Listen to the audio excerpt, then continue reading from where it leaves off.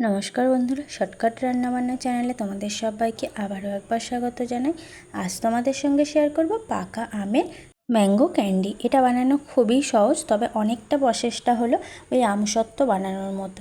তো আমি এখানে নিয়েছি বেশ অনেকটাই আমগুলো কিন্তু একদমই পাকা। তো আমগুলোকে এইভাবে চাকু দিয়ে মুখটা কেটে তারপরে ভালো করে খোসাটাকে ছাড়িয়ে নেব। এভাবে প্রত্যেকটা আমের সেম একই রকমভাবে খোসা ছাড়িয়ে নেব।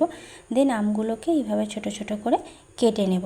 এখানে আমি একদম পাকা আমেরই ক্যান্ডিগুলো বানাচ্ছি, তোমরা চাইলে কিন্তু কাঁচা আমেরও বানাতে পারো, সেক্ষেত্রে একটু টক ঝাল লাগবে, খেতে কিন্তু বেশ ভালোও লাগবে। তো যাই হোক, এদিকে আমি আমগুলোকে ছোট ছোট করে কেটে মিক্সিং জারের মধ্যে দিয়ে একদম ভালো করে প্লেন পেস্ট করে নিয়েছি। এবার একটা বাটির মধ্যে একটা ছাঁকনি নিলাম, আর ছাঁকনির মধ্যে কিছুটা অল্প অল্প করে পেস্ট করা আমটা দিয়ে চামচ দিয়ে এইভাবে ঘুরিয়ে ঘুরিয়ে কিংবা এইভাবে ছাঁকনিটা দিয়ে একটু গামলার ওপরে ছোটো আস্তে আস্তে করে ট্যাপ ট্যাপ করে নিলেই কিন্তু সুন্দরভাবে ছাঁকা হয়ে যাবে। অবশ্যই এইভাবে আমের পালগুলোকে বের করে নিতে হবে। বেশ খানিকটা টাইম লাগবে, তবে অবশ্যই ধৈর্য ধরে এইভাবে আমের পালটাকে বের করে নিও। দেন গ্যাস জ্বালিয়ে কড়াইয়ের মধ্যে সব আমটাকেই ঢেলে দিলাম।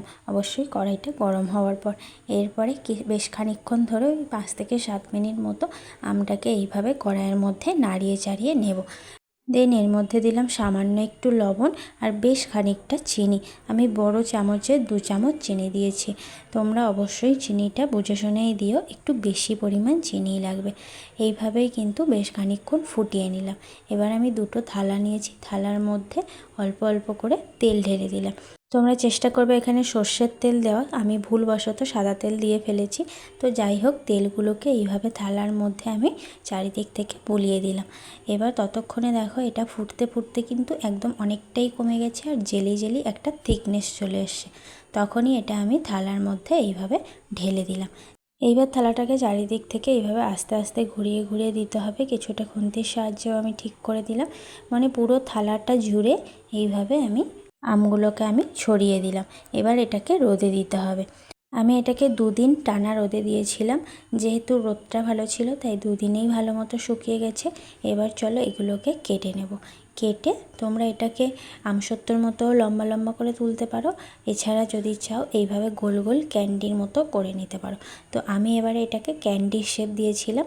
এটা দেওয়া খুবই সহজ। এইভাবে গোল গোল করে নিয়ে হাতের সাহায্যে গোল্লা করে নিতে হবে। ব্যাস, তাহলেই রেডি হয়ে গেল আমাদের ম্যাঙ্গো ক্যান্ডি।